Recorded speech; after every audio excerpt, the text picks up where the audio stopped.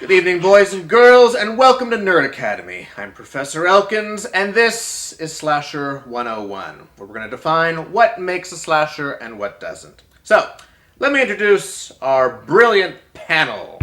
From under the bridge, we have the little troll named Jason. We have the sexy minx named Lauren. We have the bearded beast Zach. And then, of course, there's that sexy devil, me.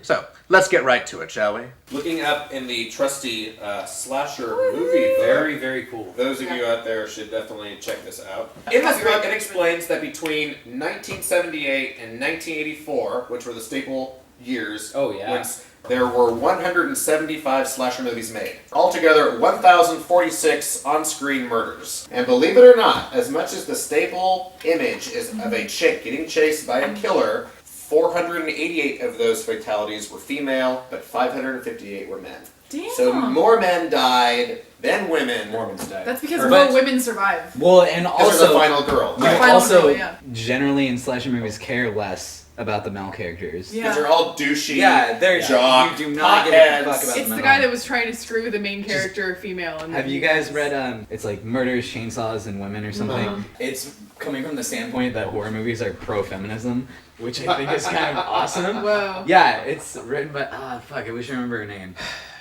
The name of the book is actually Men, Women, and Chainsaws by author Carol Glover.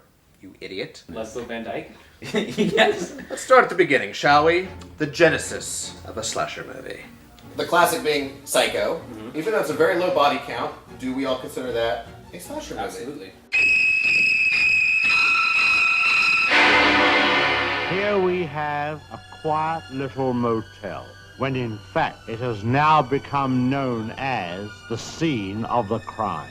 Despite the low body count, I think it gets special status because there had never been anything like that before. I almost feel like it could be classified as a psychological thriller just because he was so demented. Crossover. That also is just up for debate for what makes a slasher a slasher. There's also a lot of crossover in slasher movies. Mm-hmm. Right.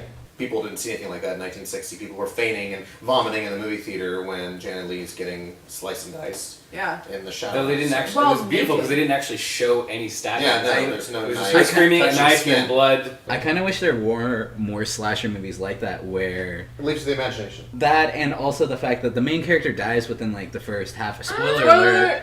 Spoilers. Within the first, like, 20 minutes of the movie. That doesn't happen at all. The only other thing that I can think of is Death Proof, where that happens. Yeah. And that was with an entire group of people. So, in order to first define what a slasher movie is, we're going to set up a series of examples, movies that lie on the outer fringe of what may or may not be a slasher movie. Let's listen. Do we consider Sweeney Todd a musical, but he is slashing multiple throats of this movie? Any good slasher set to music. Like, to me, this is a slasher film. It is to me as well. I feel like it's more of a musical horror, just because, at least with Sweeney Todd, there's not a whole lot of chase going on, which I think is a huge part of the slasher movie. Aha. So Jason has finally come up with one good point here. That a slasher does indeed need the stalk and slash scenarios between victim and killer. The stalk and slash themes are not there. It's more just like a trap. Yeah. Exactly. It's very song and dance, and here you're in my chair, and slice. Which is also why I don't consider the Saw movies necessarily a slasher. You don't see the stalking, because in slashers you're supposed to see the stalking and chase, and that's what makes you feel... that's one. I would argue that's one of the components that makes it feel like a slasher. You mean like killer's point of view? Like well, not just that, but you're aware that there's a chase or a stalking of some kind going on. In Saw, you don't feel it, but you know that that's what's happening. Is it just me, or is there starting to feel a little something between me and Lauren, huh?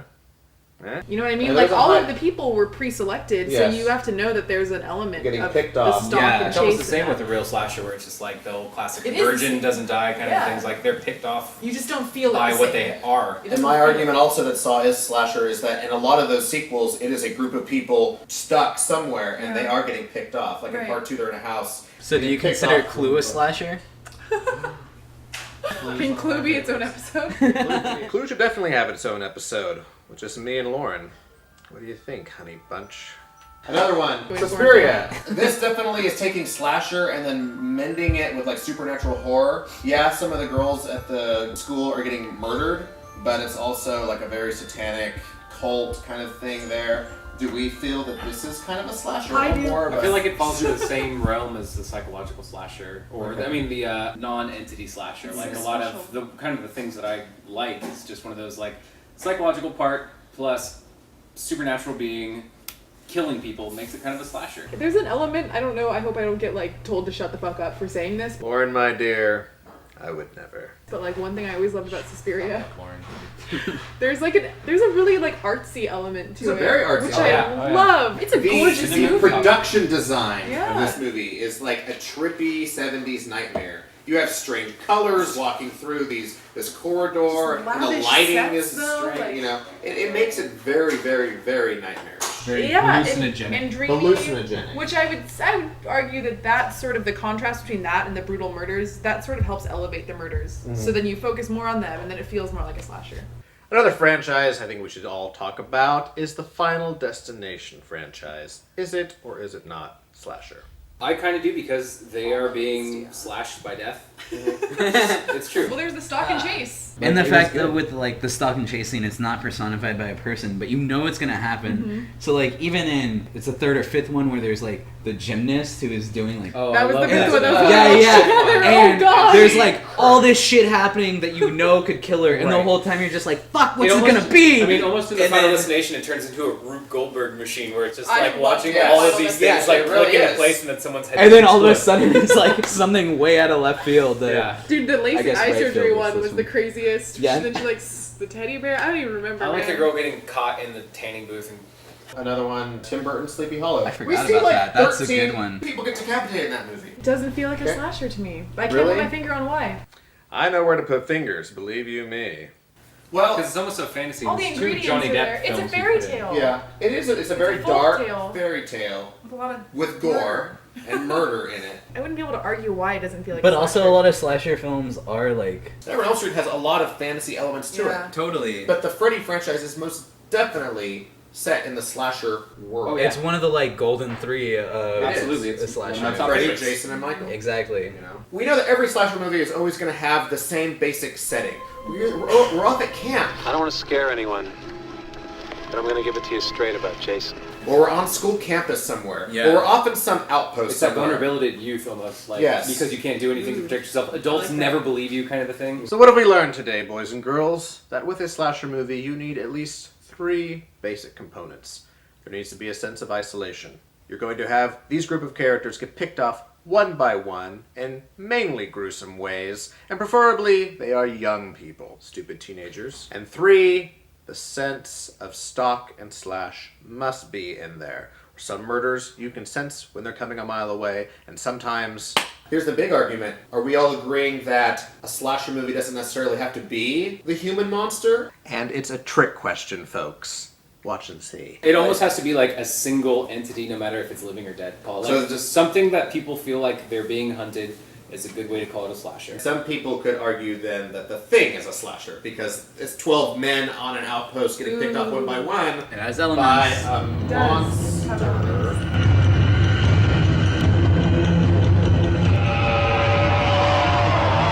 Because see, The Thing to me is not a slasher. It is a body count movie. It's a gore movie. It's because the thing that we don't know its motive. It's just doing it because we don't know it. It's on Earth. It's some alien. Yeah. It's just killing because it has to stay warm. It has to survive. It's almost just Yeah. like it Yeah. wouldn't be because it doesn't have malicious intent, perhaps. That's kind of the intent of the first Halloween. But what- when the first Halloween came out, you didn't know There was that. no intent. Yeah, Michael Well, he Myers was insane. wasn't. You had an idea that he But was then a in crazy Halloween kid. 2, it's like, oh, he's Oh, with it's his sister. Yeah, that's when that whole thing And he's came just about. like- But spoiler alert. Spoilers! With The Thing, I was almost ready to argue, like, no, but that's why it's an alien movie and not like, it's like, that's why it's sci-fi and not slasher, because, let me get to where I'm going, because it's like, oh, we don't understand its intent, that's what's scary, it's the fear of the unknown. But then you get to Alien, which to me is a slasher in space. I completely agree. That's what I was going to say. If there's two monster movies that had to have the slasher themes, it is Alien and The Thing. You have a group of people getting picked off one by one. I knew you were getting there. I was like, don't ruin this for me, Jason. I want this! Alien's not a slasher, Lauren, but I won't hold it against you.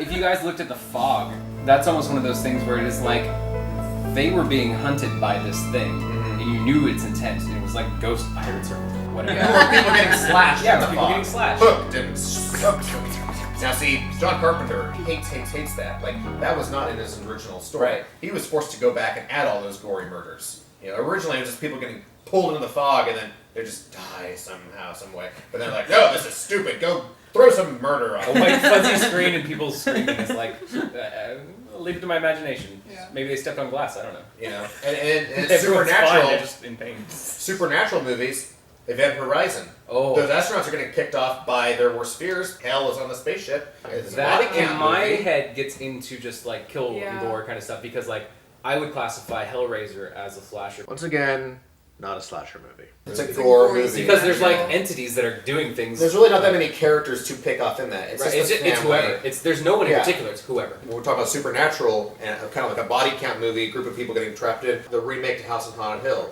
with Jeffrey Rush. I don't know if any of you guys saw that. Oh yeah. You have 7 characters in there, and they're dying off very gory ways.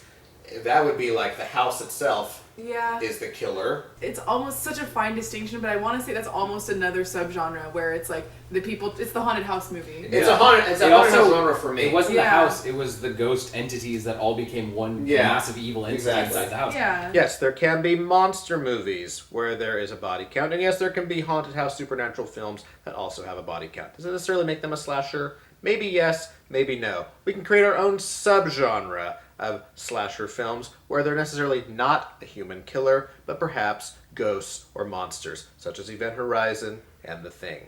Or are they technically slashers? I say no. Well, we've come to the end of the class, boys and girls. It all comes down to Lauren, Zach, and I knew exactly what we were talking about. Just us three.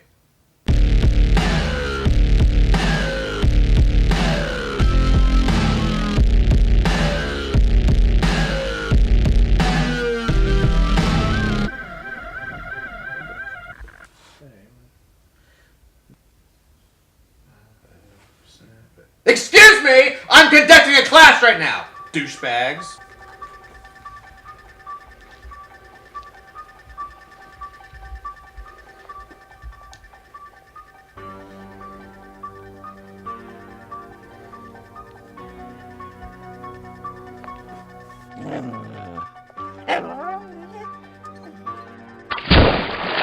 Mother